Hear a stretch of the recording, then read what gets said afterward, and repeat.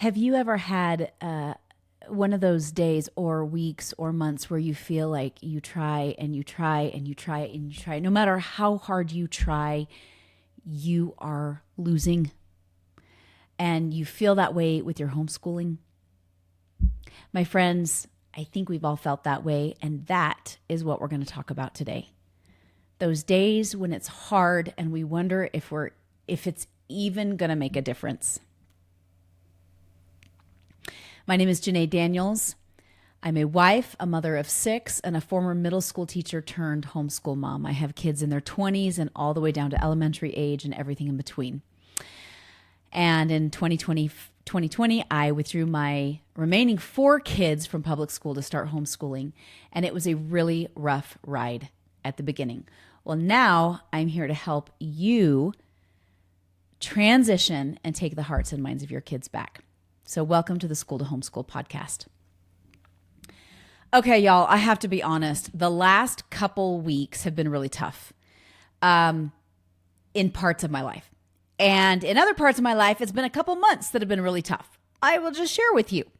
I literally just got off the phone with the appliance repair place. We got a brand new dishwasher last May, and it broke in January. So we had the warranty and all of that stuff, and we called GE, and they said, okay, we've contracted with this appliance repair place. They should come out and fix it. They came out and they're like, oh, 2 little tiny parts are broken. 2 little itsy bitsy parts are broken that are going to need to be fixed. But unfortunately, those little tiny parts are on back order with GE. So we wait and wait and wait and wait and wait. And our hand washing dishes with all of us in the house, we start using paper products. We've used paper products in the past, but we really started using paper products, but we still have so many dishes. And I know first world problems. I get it. I get this is a first world problem. But finally, last week, they're like, the parts are here. They come, and on Wednesday, they fix the dishwasher. And I put air quotes with that. And unfortunately, it wasn't fixed. That within an hour of the guy leaving, the dishwasher doesn't work again. And it shuts off. So actually, it was even less than that. He didn't even run a cycle. So he turned it on. He's like, okay, now it works. Goodbye. And then within a few minutes of him leaving, it's broken. So I call immediately. And they said, oh, we'll send somebody out. And so the next day, they send somebody out. And he's like, oh, the water wasn't turned on. So he turns on the water, starts the dishwasher, immediately leaves, right? Dishwasher, again, doesn't work. Y'all, it does not work. I call immediately. Within 10 minutes of him leaving, I call. Because it was right after he left that I called. And he wasn't at our house. I mean, he was only at our house for maybe 10 minutes, maybe.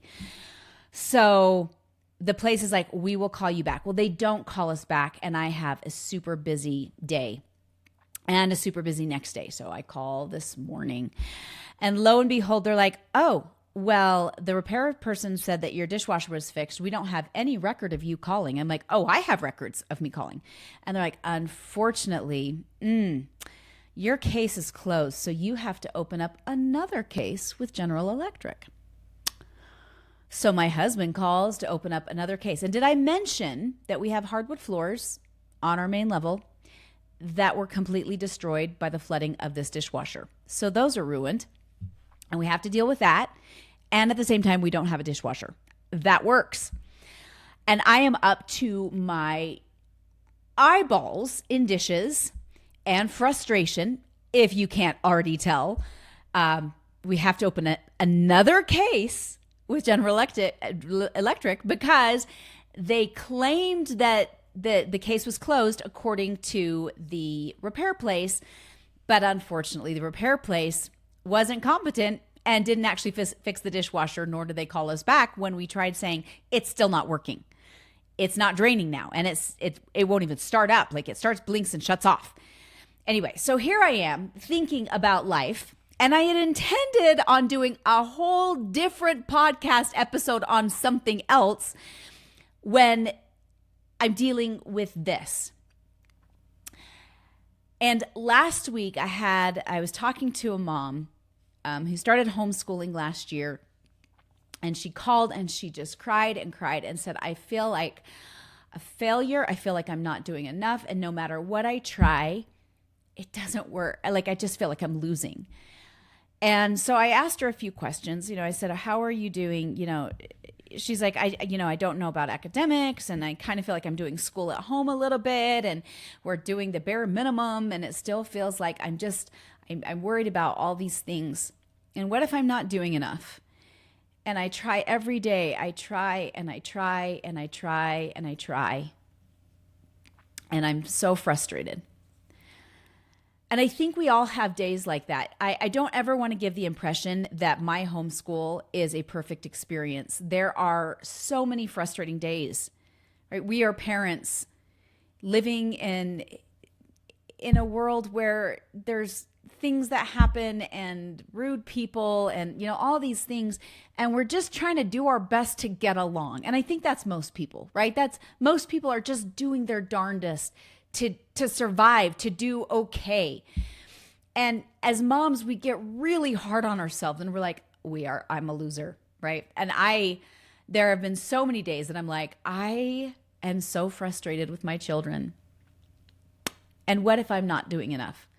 And then there's other days that I'm reassured that, I am doing okay. The hard thing in homeschooling is we don't have a lot of metrics to measure what a child is learning. In school, they use grades and tests, which are really terrible metrics, frankly. They measure what children memorize, but that's no indication of what's going into long-term memory or if it's anything that they'll even need or use in the future. But I used to pat myself on the back and be like, oh, they're learning stuff because he got an A or she got an A. Or, oh no, they're not learning anything. I can see because they failed a test. And so as homeschooling parents, I know many people do testing. I don't anymore. I mean, my kids will do they'll do mini quizzes on their online math program to see where the gaps are, and then they, are able to go in and fill in the gaps, but it's not quite the same thing. It's not, most tests aren't measures of learning, right? And so as homeschooling parents, we're stuck going, we don't know how we're doing, and frankly, we won't know how we're doing until they're adults. Because this isn't a sprint. Parenting it's a marathon. I know parents who have adult children who said, when they were little, I patted myself on the back, what great parents we were. And then as adults, they made terrible choices. And now I just go, what did I do wrong? And ultimately, kids make their own choices. But as moms, we're hoping that we're making an impact, that we're preparing our kids enough to send them into the world to be good people, to be successful. And yet there's no guarantee, and there's nothing that we can do along the way to have markers to know that, like, hey, you're doing good, other than that we have a good relationship today with the child. And sometimes I think, we think I've wondered, like, okay, as far as the learning piece goes, like, are my kids learning stuff? And there's not a real measure to determine that, other than the things that they share and that they love and want to show me and want to share with me. Like, that's the litmus test that I've got. Because grades only show coercion. That's what they show. They only show memorization. They only show that they've memorized the things that are expected for them for the test or for the quiz. Anyway, so back to this mom and back to the dishwasher. I've realized that it's the little things that make a difference. Those little two stupid parts made a difference. And the fact that they couldn't hold up over time, day after day after day after day, and ultimately they have caused a big ruckus in my life. They've caused our hardwoods to be ruined. They've caused extra stress with dishes. It's caused conflict with my kids, like who's doing the dishes today, and they all fight over it. And we had a chore chart up with the dishes, but the dishes have become a major ordeal. And then I look at this mom and she's like, I don't know if I'm doing enough. I every day we try, we do read alouds, we do a little bit of math, we do a little bit of this, we do a little bit of this, and I'm trying to give them experiences, and I just don't know if I'm doing good. And so the litmus test that we have is, okay, again, how is the relationship? And sometimes the relationships are strained, so that doesn't help either. But in this case, she said, I have a better relationship with my girls than I did before. So I can consider that a win. And that's what I have. I'm like, my relationships with my kids are better than they were when they were in public school. So I think that's a win. But now the rest of it, we have to trust in this marathon process. It was easier in some ways when they were in public school because I was able to defer and go, oh, well, I can blame the public school, they're in charge of their education.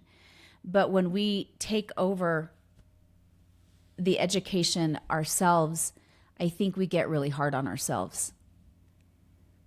And I can't use the public school as an excuse. Like, well, if there's gaps in education, it's because the public school didn't provide it, and that's not my problem. No, it is. And as a homeschool mom, 100% of it is our problem. And by the way, there will be gaps in education. So I've thought about this. I've thought about this with the dishwasher. I've thought about this with my sister, about how the little things matter. Like the little things are the big things. How a little bit more time spent with our kids is a big thing. How reading a little bit each day with our kids, day in and day out and day in and day out and day in and day out, becomes a big thing. There's this thing called the compound effect. Now, let me pull it up here.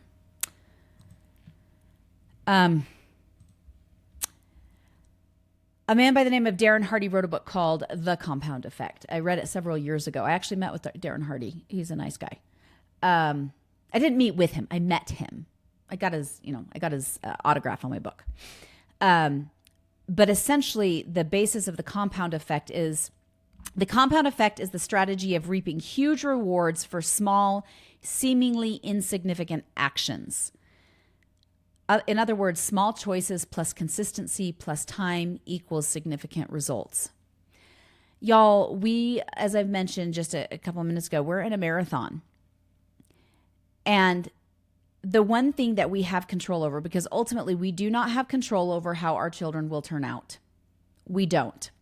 We have control over our relationship with them, like what we contribute to that. We have control over our habits at home. We have control over what we choose to put in front of our children. We have control over how we spend our time with the kids. We have control over those things. We also have control over how consistent we are. But we don't have control over the outcome. I've mentioned this before. I am about to hit my 2-year mark of my weight loss journey. I hit my goal weight a couple months ago. I've since lost 3 more pounds.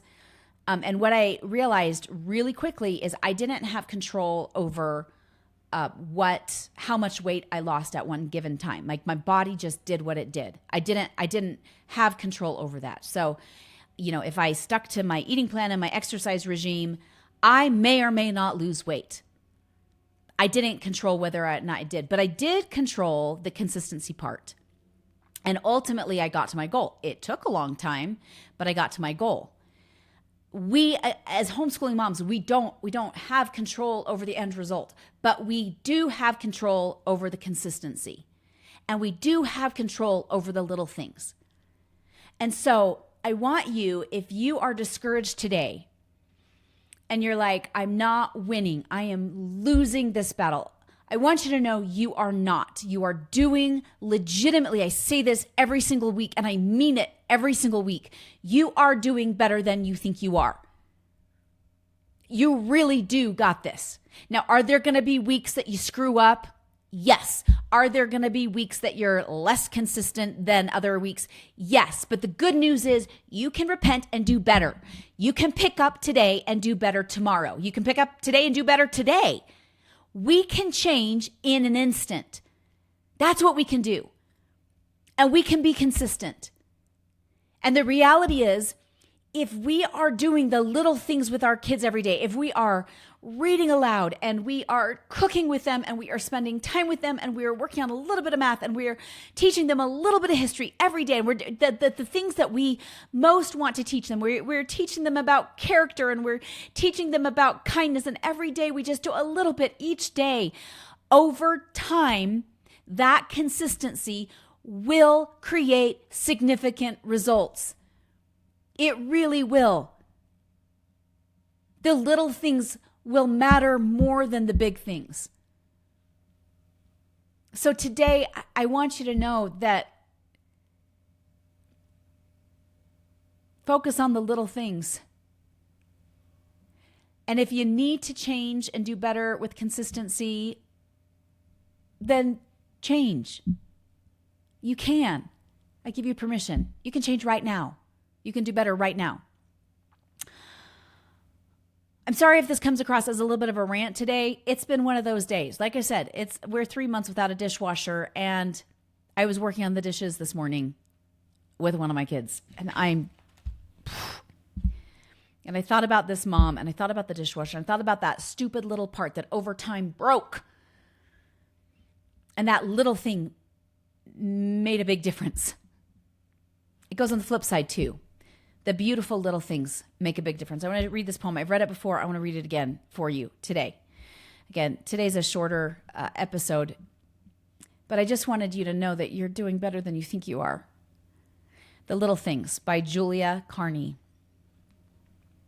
Little drops of water, little grains of sand, make the mighty ocean and the pleasant land. So the little moments, humble though they be, make the mighty ages of eternity.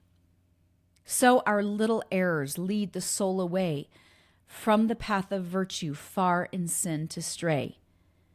Little deeds of kindness, little words of love, make our earth happy like the heaven above. Y'all, you really are doing better than you think you are. You got this. You got this, mamas and papas. You got this. We'll talk next week.